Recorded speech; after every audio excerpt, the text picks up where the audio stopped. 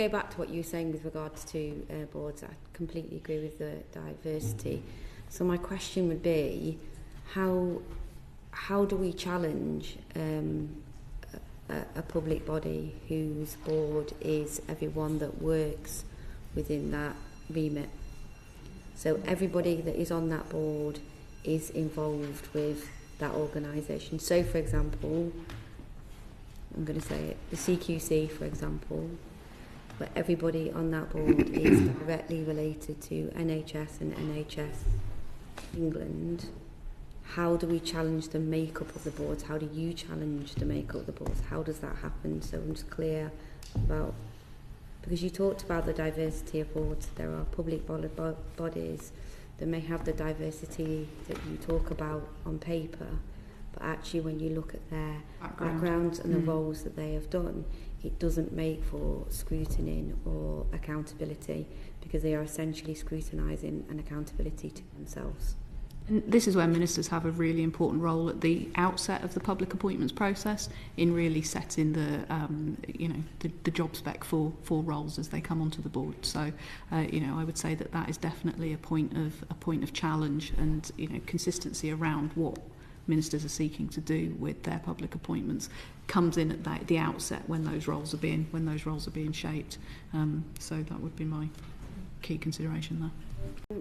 Yes. This is mainly partly already been answered, but successive governments have said that about closing arm length bodies. Why? And that has been many successive governments. They always go to you, and I have to say, I'll go back to what I said, I think there are some very effective public bodies, some very ineffective ones as well, and I think perhaps we could all agree on that.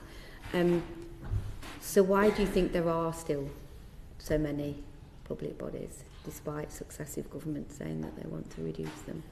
Why are there so many from your perspective? Do you have a perspective on that? I've got a perspective, and I don't know if I'd kind of go down the line of too many or too little or too few, really. I kind of say, what is it that government wants to do, and what's the best way to deliver? I wouldn't get into that, that kind of conversation now, whether or not there's too many or too few. Really, it's for you to decide what the services that you want to deliver and what's the arm, whether it be within a department or a public body, to deliver that. At the moment, the government is currently setting up a number of arm's length bodies, new arm's length bodies. At the moment, there are a number of being set up. So there's almost like a contradiction in the kind of public narrative that you articulated, in that there's too many, but the government at this moment in time is still setting up new arm's length bodies. There are quite a number as well that are being set up, and I mentioned 3 earlier on, and there are others on top of that as well. You've partly answered the second part of my question, I think, because is it not necessarily about the reduction of arm's length bodies, but really the answer is about making those that are ineffective effective and reviewing them to make sure that they're doing the job that they should be doing, because I think you're right, we can look at numbers and say there are a lot, and there are a lot. It's how effective they are and whether they're doing what they should be doing.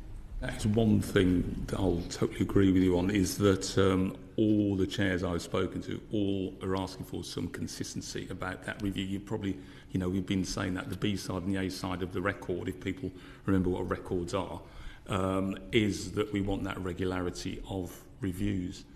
There needs to be a set pattern around those reviews taking place to answer the point that you're taking, and currently that's not happening, so that you can get that assurance around whether or not we should be here or not, and also if we are here, we are needed, are we doing a good job for the public?